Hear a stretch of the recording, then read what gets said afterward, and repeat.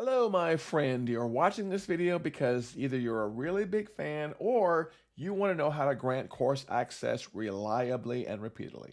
Hello, if you've never met me before, my name is Patrick Almond, and I run a digital marketing agency in Oklahoma City. And we've been managing CRMs and change automation, marketing automation for a long time. So I get pretty geeky on some of this stuff. And what I want to show you today is the only way I have found to reliably grant course access inside of GoHighLevel. Special note, if you work for GoHighLevel and you watch this video and I am wrong, please let me know so I can take down this video and make a new one. But I've talked to support, I've gone through this on several sub accounts trying to figure out how to get to work reliably, and what I'm going to show you is the only way I have found.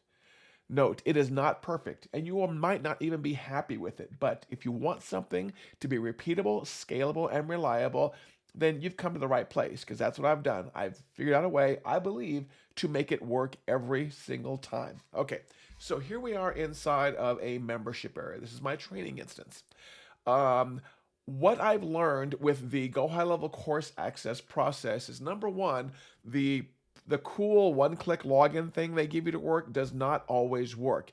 It works on some older versions of accounts, but oddly not new versions of accounts. And this was directly from support. I had a ticket opened on this. So in some of the older accounts, like in the email, you can say you in the email, the course welcome email, you can insert this cool one-click login, and your users can click on it and log in, no user ID and password. Only works in older sub accounts. Don't ask me why. Don't shoot the messenger. Something else that's really cool normally is that if you leave the default email on, what's supposed to happen is GoHighLevel is supposed to send somebody their email address, and password whenever you grant course access. The challenge with that is it only works the first time you send the email. If you give somebody an access to another course and another course and another course, the password is not set. And this is probably why you're watching this video, because your GoHighLevel is sending something with no passwords in it. It worked once, why is it not working again?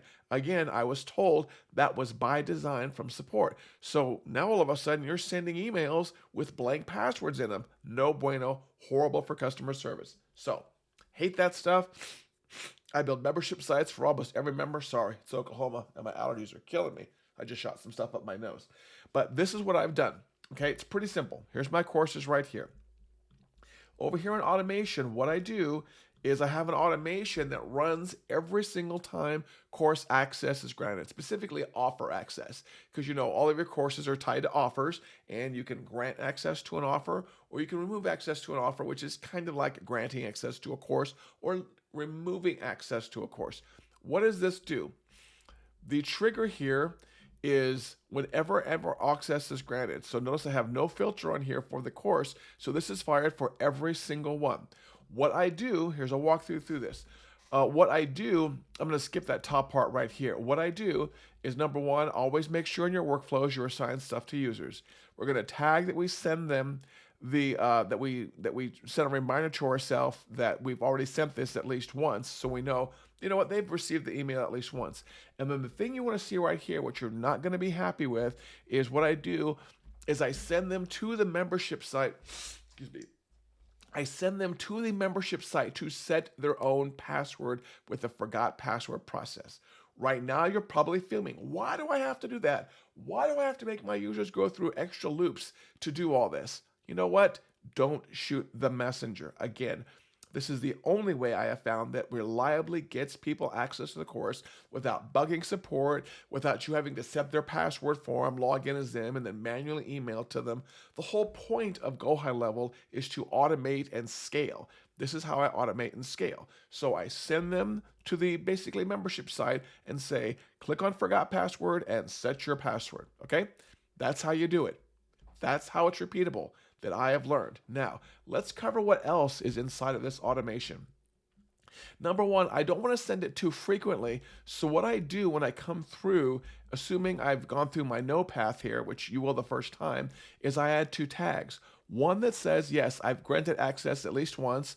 That's a long-term tag. It never ends. And here's another tag that says I just sent it recently. And then what I do is down here after I send them the email, I wait a given amount of time, in my case 30 minutes, and then I remove that recent tag. So basically I make sure that I don't send them to them more than once every 15 minutes. And to me this was important because sometimes people buy, 2 or 3 courses at once. I don't want them getting 3 emails with the exact same thing. And then we can back up to the top here, and then I check that same tag as I'm coming in here. So if somebody gets a second or third course access, I come in here and say, oh, did we do they have this access recently tag? If they do, I do nothing. If they don't, then I go down this other path. So if I sent them one email now and one email 5 minutes from now, the second email will send them down this yes path right here. Okay, and then they won't, then they won't get the, and then they won't get the, whatchamacallit right here. And then they won't get the email again. But if they come in 16 minutes after, they will get the email again. And again, I am, again, you're going to be kind of pissed watching this video. I was pissed that I had to come up with this process. But again, I just want my stuff to be repeatable and scalable. So hopefully there are some ideas back on the idea board where we can, vote and get an improvement to this, upvoted. If you, I don't know what the exact idea is, but if you find it, let me know and I'll go upvote it again. Okay. Also, one other ask, social currency. If you're watching this on YouTube, do me a favor and subscribe. Every time you don't subscribe after you learn something from me, a butterfly or a pretty ladybug loses its wings. Not me doing it. I'm just telling you what Mother Nature does. Also, leave me a comment if I'm wrong. Leave me a comment also if this was useful for you. And thank you for watching. I'll see you in the next video.